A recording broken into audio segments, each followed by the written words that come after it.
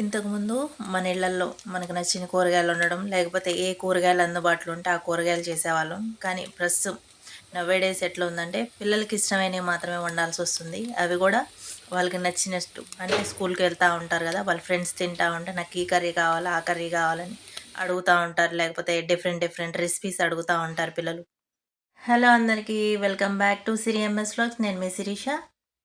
ఈరోజు పిల్లలకి ఎంతో ఇష్టమైన క్యాప్సికమ్ ఎగ్ కర్రీ అనేది చూపించబోతున్నా. క్యాప్సికమ్ ఎగ్ బుర్జీ అంటే బాగుంటుంది దీని పేరు.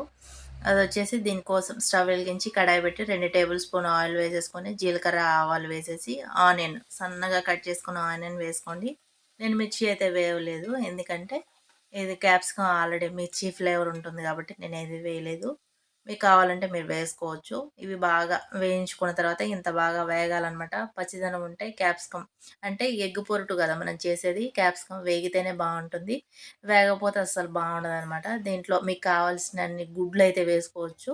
నేనైతే ఇక్కడ 3 ఎగ్స్ అనేది యాడ్ చేసా. ఫస్ట్ 2 యాడ్ చేసా, సరిపోకపోతే తర్వాత ఇంకొకటి యాడ్ చేసా అనమాట.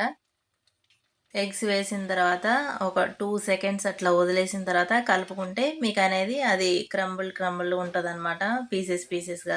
అదే మీరు మొత్తం ఫస్ట్ నుంచి తిప్పేసినట్లయితే ఎగ్ అనేది టెక్స్చర్ అనేది బాగుండదు. తినడానికి కూడా అంత మంచిగా ఏమనిపించదనమాట. తర్వాత తగినంత ఉప్పు, పసుపు వేసుకొని అల్లం వెల్లుల్లి పేస్ట్ అయితే వేశాను నేను. అవన్నీ కర్రీకి పట్టుకునే విధంగా బాగా ఒకసారి అయితే కలియబెట్టుకోండి. అల్లం వెల్లుల్లి పేస్ట్ కూడా పచ్చివాసన పోతే బాగుంటుంది. పచ్చివాసన ఉంటే అంత మంచిగా అనిపించదు అనమాట. తర్వాత రుచికి సరిపడా కారం అయితే వేసుకుంటున్నాను నేను ఇక్కడ.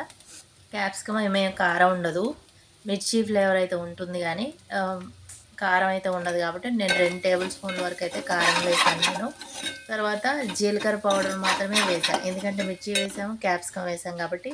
క్యాప్సికమ్‌కి కామన్‌గా గ్యాస్ పట్టేసే ఇది ఉంటదనమాట, గొడవ ఉంటది. అందుకని చెప్పి నేను జీలకర్ర పౌడర్ అయితే వేశాను. లేకపోతే అసలు అది కూడా వేయను. ఎందుకంటే అల్లం వెల్లుల్లి పేస్ట్ ఒకటి సరిపోతుందనమాట.